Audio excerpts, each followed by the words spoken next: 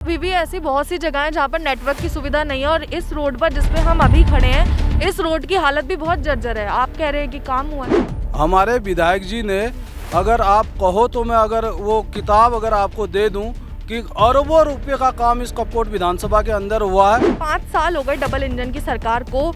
अब last moment पे भी हम यही बात कर रहे हैं कि कैसे रोजगार देंगे, कैसे सड़कें बनेगी। तो आपको कहाँ कमी नजर आ रही है डबल इंजन की सरकार?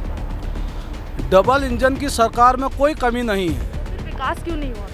तो लग रहा है कि रोड बनने से खाली विकास हो जाएगा, पलायन रुक जाएगा और नौकरियां लोगों को मिल जाएंगी। 5 साल में मैं नौकरियों की भी बात कर रही हूँ, पलायन की भी बात कर रही हूँ और भी चीज़ों की बात कर रही हूँ, क्योंकि खाली रोड बनने से तो विकास नहीं होगा ना।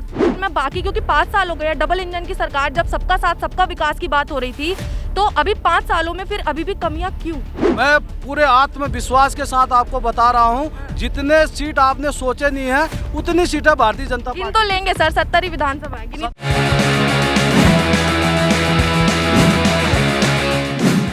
कौन जीतेगा उत्तराखंड? नमस्कार, मैं हूं आपके साथ नैना और आप देख रहे हैं न्यूज़ 31 उत्तराखंड का खास प्रोग्राम कौन जीतेगा उत्तराखंड। इस वक्त मेरे साथ मौजूद हैं कपकोट से बीजेपी से प्रत्याशी सुरेश गड़िया जी। आज हम इनसे जानते हैं कि कपकोट विधानसभा में बीजेपी का कैसा माहौल इस वक्त बना हुआ है और क्या तैयारी इनके विधानसभा चुनाव को लेकर है। सबसे पहले तो बहुत बहुत स्वागत है सर आपका न्यूज़ 31 उत्तराखंड में। बहुत बहुत धन्यवाद न्यूज़ 31 उत्तराखंड को। आप देख रहे हैं कि पूरा उत्तराखंड के साथ साथ पूरे कपकोट विधानसभा में इतनी बड़ी जो लहर है, ये भारतीय जनता पार्टी के पक्ष में बहुत बड़ा जनादेश इस कपकोट विधानसभा के अंदर भारतीय जनता पार्टी को मिल रहा है। क्योंकि हमारे पूर्व में जिला पंचायत के अध्यक्ष राम सिंह कोरंगा जी हमारे साथ में हैं। हमारे वर्तमान में जो विधायक हैं, पूर्व में कैबिनेट मंत्री और बलवंत सिंह भौरियाल जी, इन्होंने बहुत सारा काम इस कपकोट विधानसभा के अंदर किया है। हमारे युवा मुख्यमंत्री पुष्कर सिंह धामी जी ने इतने कम समय के अंदर जो है इतना काम यहाँ पर खड़ा किया है, चाहे रोजगार देने के क्षेत्र में हो, चाहे हमारे यहाँ बुजुर्ग हमारी अम्मा बुबू को पेंशन देने के क्षेत्र में हो, या हमारी जो स्वरोजगार योजना है उसको आगे बढ़ाने के क्षेत्र में हो, जो हर घर नल हर घर जल पानी देने के क्षेत्र में हो। अगर मैं योजनाओं को गिनाऊंगा तो जितना काम विधायक जी ने कपकोट के अंदर किया है उसमें 2 दिन का समय उसमें लग जाएगा। क्योंकि जब मैंने उनकी पूरी बुकलेट पढ़ी तो 2 दिन का टाइम मेरे को लगा। लेकिन सर अभी भी ऐसी बहुत सी जगह हैं जहाँ पर नेटवर्क की सुविधा नहीं है और इस रोड पर जिस पे हम अभी खड़े हैं इस रोड की हालत भी बहुत जर्जर है। आप कह रहे हैं कि काम हुआ है, फिर इस तरीके से क्या रोड मैप आपका अब आगे के लिए है?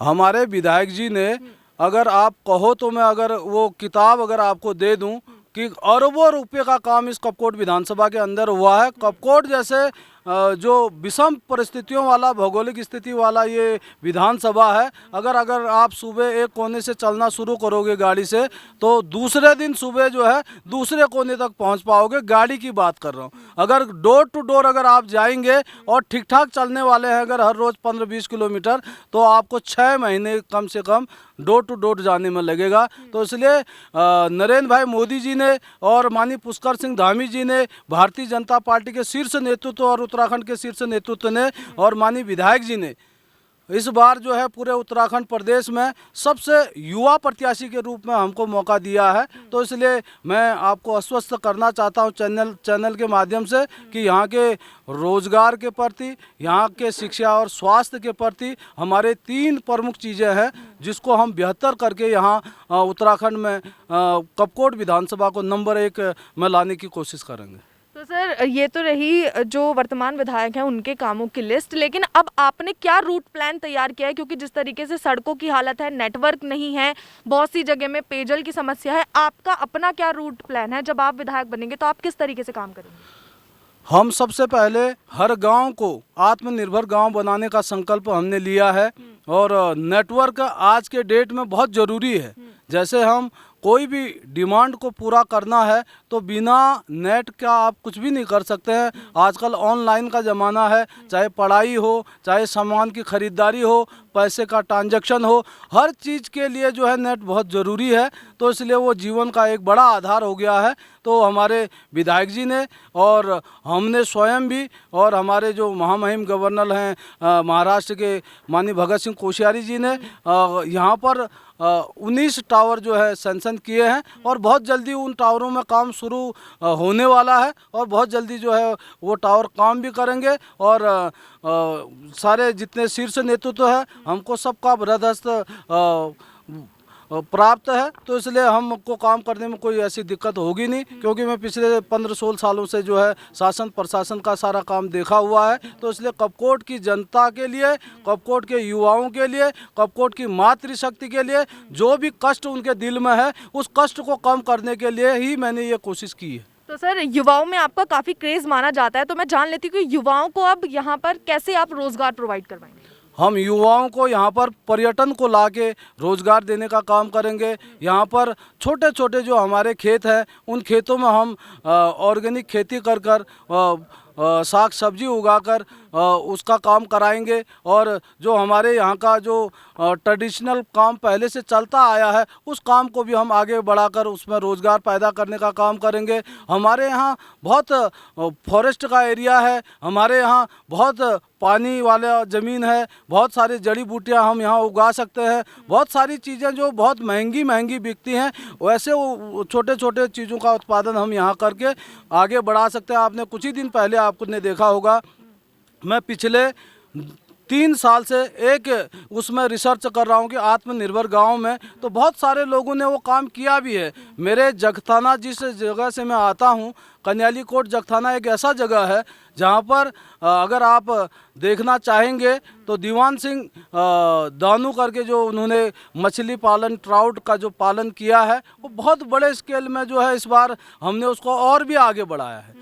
तो ऐसा स्वरोजगार अगर हो जाए तो साल में 8 से 10 लाख रुपए की इनकम पर व्यक्ति को मिल रहा है। तो एक जोन हम पूरा ही हिमालयन ट्राउट का एक बड़ा फिश वाला जो काम कर रहे हैं उस तरह का काम करेंगे। आगे हम कहीं पर आप कीवी का क्षेत्र देखेंगे, शामा के क्षेत्र में हर घर के अंदर आज हर काश्तकार कीवी लगा रहा है और 3-4 लाख 5-6 लाख रुपया पर साल का कमा रहा है। तो बहुत बड़ा अचीव है।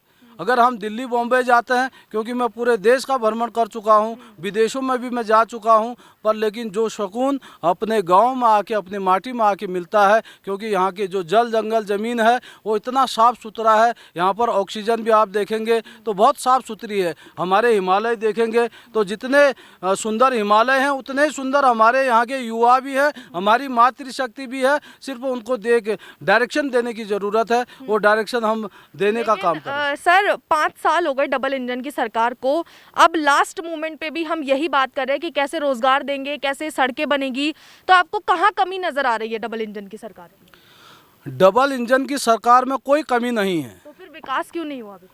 विकास आप करें, विकास हुआ नहीं है, लेकिन मैं आपको अगर बुकलेट के माध्यम से अंतिम छोर तक वहाँ जो लास्ट गांव है कुंवारी का, बोल बड़ला का, वहाँ तक सड़क चली गई है और लोग आगे आने वाले 5-6 महीने के अंदर जो है गाड़ी से जाने लग गए। बदियाकोट का क्षेत्र अगर एक कोने से उस कोने तक जाना जो है बड़ा कठिन था, तो माननीय भौरियाल जी ने बहुत सारा काम किया है। अगर आपको लग रहा है कि रोड बनने से खाली विकास हो जाएगा, पलायन रुक जाएगा और नौकरियां लोगों को मिल जाएंगी? 5 साल में मैं नौकरियों की भी बात कर रही हूँ, पलायन की भी बात कर रही हूँ और भी चीज़ों की बात कर रही हूँ, क्योंकि खाली रोड बनने से तो विकास नहीं होगा ना। पहली प्राथमिकता कि अगर हम किसी भी चीज़ को अगर यहाँ लाना चाहे तो उसके लिए एक सड़क या रास्ते की ज़रूरत पड़ती है। बिल्कुल सर, सड़क तो ज़रूरी है, लेकिन मैं बाकी, क्योंकि 5 साल हो गए डबल इंजन की सरकार, जब सबका साथ सबका विकास की बात हो रही थी, तो अभी 5 सालों में फिर अभी भी कमियां क्यों? 5 साल में मैं यही आपको बता रहा हूँ कि अगर आप सड़क ले जाने में ही अगर सफल हुए तो ये सबसे बड़ा काम है कि अगर आपने रास्ता बना दिया, बाकी विकास धीरे धीरे धीरे धीरे वहाँ तक पहुँचेगा। अब मान ले कि अगर आपकी सरकार बनती है तो विकास तेजी से होगा? बिल्कुल, मैं गारंटी के साथ कह रहा हूँ, मैं आपसे वादा कर रहा हूँ, आपके चैनल के माध्यम से कह रहा हूँ कि बलवंत सिंह भौरियाल जी ने रोड मैप तैयार कर दिया है, सिर्फ उसमें गाड़ी चलने की देरी है। तो गाड़ी चलेगी और भारतीय जनता पार्टी का कमल खिल रहा है और आगे भी खिलता रहेगा, यही विश्वास दिला। तो सर, एक तरफ आप देख रहे हैं कि ललित फर्सवान जी है, दूसरी तरफ भूपेश उपाध्याय जी है, टक्कर कितनी बराबर की देख रहे हैं? मैं यहाँ पर किसी को कोई टक्कर में मानता ही नहीं हूँ। यहाँ के युवाओं ने, यहाँ की मातृशक्ति ने, यहाँ के बुजुर्गों ने कह दिया है कि हमको अपना ही बेटा चाहिए, अपने बीच का चाहिए, अपना जैसा सरल चाहिए, जो दिन रात एक कर सके, जो इस कोने से लेके उस कोने तक जा सके, पहाड़ के उस चोटी से लेके इस चोटी तक आ सके, ऐसे ही उसको चुनना है। आप देख रहे होंगे हजारों हजार लोग जो है भारतीय जनता पार्टी में शामिल हो रहे हैं, तो उससे स्पष्ट होता है कि यहाँ पर कोई टक्कर है ही नहीं। चलिए सर, आपकी बातों से लग रहा है कि आप तैयार तो पूरे हैं, डबल इंजन की सरकार आगे विकास करे, यही हम उम्मीद करेंगे। साथ ही मैं आपसे लास्ट सवाल लेती हूँ कि कितनी सीटें बीजेपी सरकार ले आएगी इस बार? जितनी आप गिन नहीं सकते उतनी सीटें भारतीय जनता पार्टी जीतने वाली है। पूरे विश्वास के साथ ये बात कह रहे हैं आप? मैं पूरे आत्मविश्वास के साथ आपको बता रहा हूं, जितने सीट आपने सोचे नहीं है उतनी सीटें भारतीय जनता गिन पार्टी तो लेंगे सर, 70 ही विधानसभा है। तो जिस तरीके से आपने देखा, इस वक्त हमने बातचीत की है कपकोट से बीजेपी के प्रत्याशी सुरेश गड़िया जी से। उनका रूट प्लान भी आपने सुन लिया, साथ ही उनके वादे भी सुन लिए, दावे भी सुन लिए।